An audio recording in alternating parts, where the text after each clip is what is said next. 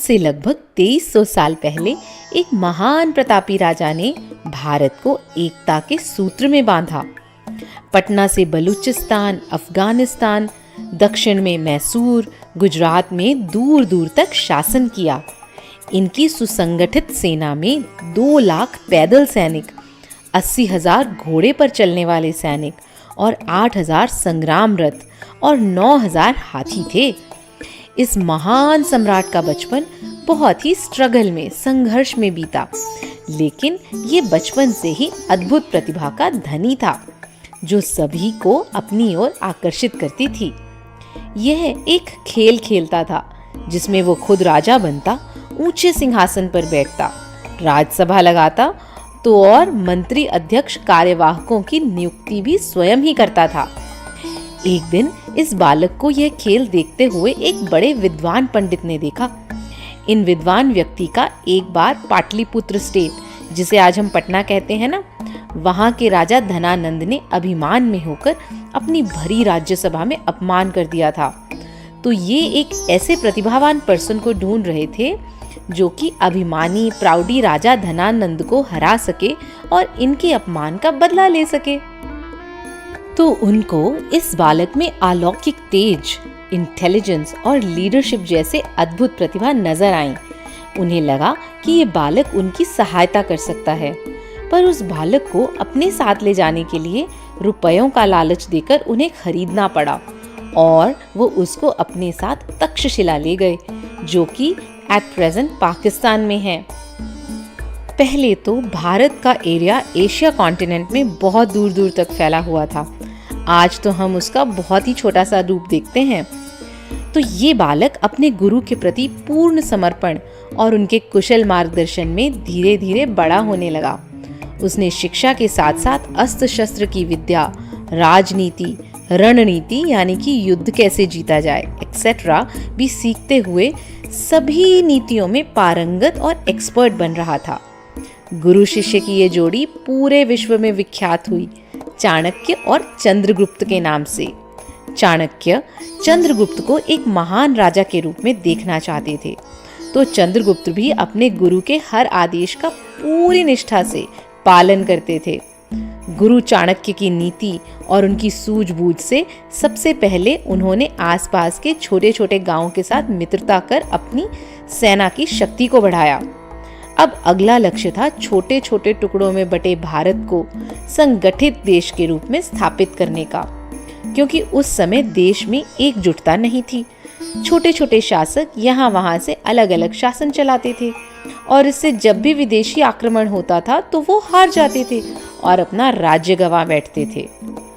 तो उस समय भारतवर्ष के लिए सबसे बड़ा खतरा एंशिएंट ग्रीक किंग सिकंदर था, जो कि विश्व विजेता यानी पूरे वर्ल्ड का किंग बनना चाहता था। उसने ईरान, तुर्किस्तान, अफगानिस्तान को जीत लिया था और अब वो छोटे छोटे राज्यों पर आक्रमण कर भारत की तरफ आगे बढ़ रहा था। लेकिन चंद्रगुप्त की वीरता, युद्ध कौशल की वजह से सिकंदर को भारत में प्रवेश करना मुश्किल सा लग रहा था, तो उसने चंद्रगुप्त को मारने का आदेश जारी कर दिया। सिकंदर चंद्रगुप्त तक पहुंचता उससे पहले ही चंद्रगुप्त ने सिकंदर के 2 ताकतवर मित्रों को मार गिराया और सिकंदर को भारत छोड़कर जाने के लिए मजबूर कर दिया। लौटते समय सिकंदर इतना बीमार और निराश था कि अपनी कंट्री ग्रीक तक भी नहीं पहुंच पाया और रास्ते में ही उसके प्राण निकल गए।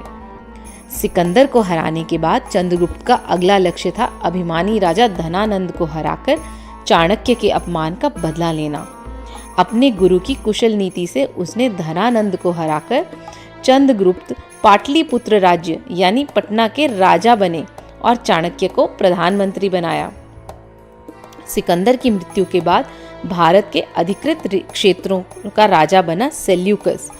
अब नेक्स्ट स्टेप में चंद्रगुप्त ने बड़ी बहादुरी से सेल्यूकस को हराया और अफगानिस्तान और बलूचिस्तान पर अपना एकाधिपत्य स्थापित किया। फिर मध्य प्रदेश और गुजरात स्टेट तक अपना शासन किया। चंद्रगुप्त की वीरता और पराक्रम को देखकर सेल्यूकस ने अपनी पुत्री कॉर्नेलिया का विवाह चंद्रगुप्त से कर दिया।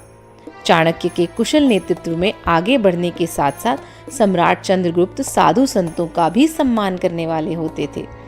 एक दिन उन्हें समाचार मिला कि उनके गुरु चाणक्य की मृत्यु हो गई है।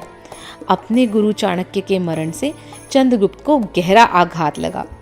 उन्हें ऐसा विश्वास था कि जीवन भर उनके गुरु उनके साथ रहेंगे, लेकिन जीवन की सच्चाई तो कुछ और ही थी।